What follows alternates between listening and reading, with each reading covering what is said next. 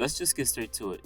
Ben Simmons is one of, if not the most confusing and frustrating player in the NBA today.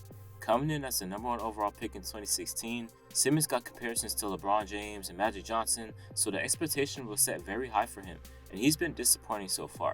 Personally, I'm not comparing him to those guys and saying that he was supposed to be as good as them. I'm looking at his potential, his size, his handle, his athleticism, and saying this guy should not be as passive as he is, only averaging about 13 points per game this season. There is zero excuse for that, honestly. In order for the Sixers team to eventually win a title here in the near future, Simmons will have to step up his aggression. I'm not even saying he must shoot a 3-point shot very often or anything like that. He just has to become more aggressive. Welcome back to Just the Facts, y'all. My name is Jimmy, and today we're obviously going to talk about Ben Simmons and his career up to this point. Before we start though, if you end up liking this video, make sure you subscribe. I don't like to ask that too much, but it would be much appreciated if y'all went ahead and did that. But with that being said, let's just get straight into Ben Simmons. So is it time for us to give up on Ben Simmons? Short answer is hell no. We all know what he's good at and what he isn't good at.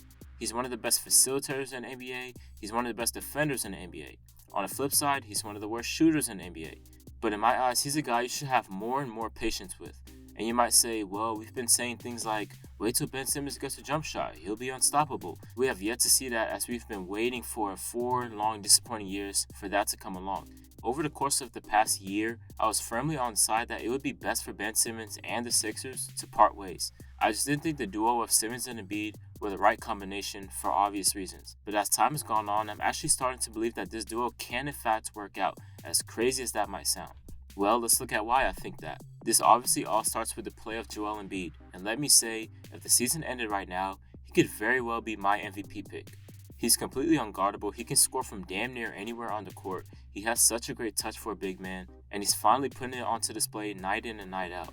He seems like he's getting to his spots a lot quicker, not standing around the 3-point line as much. He's cut out the extra fat from his arsenal, so to speak, and it's made him more dominant, efficient, and effective. He's had 8 30-point games in only 18 games so far, and if he can stay healthy, and that's a huge if, he is no doubt an MVP candidate.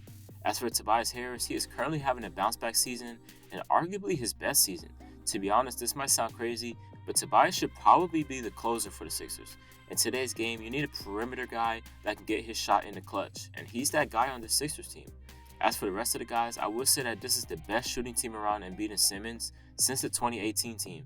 Back then it was JJ Redick, Robert Covington, Dario Saric, Marco Bellinelli, Ersan Ilyasova, TLC. That team was perfect around the stars in Philly, and they were sort of missing that over the past 2 seasons. Looking at them now, with Seth Curry, Danny Green, Tobias Harris, and Korkmaz, they're doing a very good job of shooting the ball so far. But the difference with this team and that 2018 team is that this year's edition has more guys who can put the ball on the floor and make plays off the dribble. Tobias Harris, Shake Milton, Tyrese Maxey are all good enough playmakers to relieve Simmons at times. Doc is obviously another factor we gotta talk about here. He's an upgrade from Brett Brown, no doubt, as he'll put Embiid and Simmons in an even better position to be successful. Brown had no clue how to use the stars in the playoffs, especially in crunch time. Just ask Jimmy Butler. In fact, Butler had to say, just give me the damn ball, as he was the closer for the Sixers that year. With Doc there now, hopefully he can approach this team with a different mindset than he had with the Clippers last season. He thought everything would have been just fine, as he didn't have to make too many adjustments in the playoffs, especially in that Nuggets series. If that mindset failed with Kawhi and PG, then it'll definitely fail with Embiid and Simmons. With all this being said, the most pressure is on Ben Simmons in my eyes. Let's not even talk about the lack of a jump shot. Let's talk about the lack of aggressiveness. We know what he's capable of when he is aggressive. We saw the 11 points in the 4th quarter versus the Celtics, where he put his head down and went to work. We saw the 21 points on 9 of 12 shooting versus the Pacers. So why is he so damn passive? Obviously he wants to pass to his teammates, that's his greatest skill set. We know he's an amazing passer, but guess what? He's also 6'10", 240 or whatever, and doesn't drive to the basket as much as he should be. The Sixers organization have done a pretty good job of surrounding Simmons with shooters, which help open up the lane for him to go to work, and he's not taking advantage of it. Listen to this, Ben Simmons is averaging about 13 points on the season, 8 assists, 8 rebounds, shooting the ball 9.5 times per game, which is already unacceptable, and he has 3.5 turnovers per game. Now, this is his stat line in the 4 games this season without Joel Embiid. 14.5 points, 6.5 assists, 8.7 rebounds, 9.5 attempts per game, 4.5 turnovers per game, and the Sixers are 1-3 in those games. There is no reason why Ben Simmons should have the same amount of shot attempts when Embiid is playing in the game or when Embiid is out with injury. It's weird to see that he's an all-NBA type of player and he can't even be the number 2 option on the team. That's not maximizing your potential at all. He is starting to take some jump shots, I will give him credit there, but the lack of aggression is what bothers me and so many other people. If he was aggressive and taking more than 9 freaking shots per game, this team could be even better than what they are right now. Until I see he can be more aggressive consistently, I will not be picking Philly to come out the East anytime soon.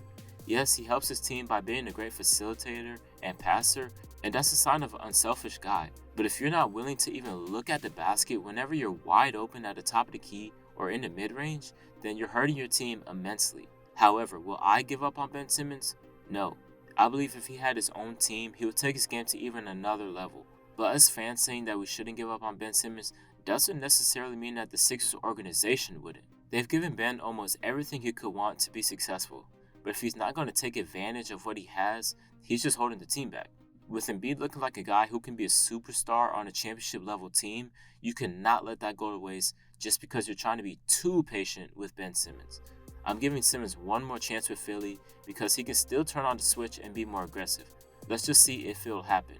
Now y'all let me know, can Embiid and Simmons work out? Can they coexist? Should they explore Ben Simmons trade? And who should they trade for if they do try to trade Ben Simmons? Would Ben Simmons be better on his own team? I definitely think so. But y'all let me know how y'all think about Ben Simmons. I just want to see this guy succeed. He's one of the most talented players in the NBA. He was the number 1 overall pick for a reason. And for him to be not aggressive, it really baffles me. But with that being said, this is Jimmy from Just the Facts, and I'm signing out. Peace.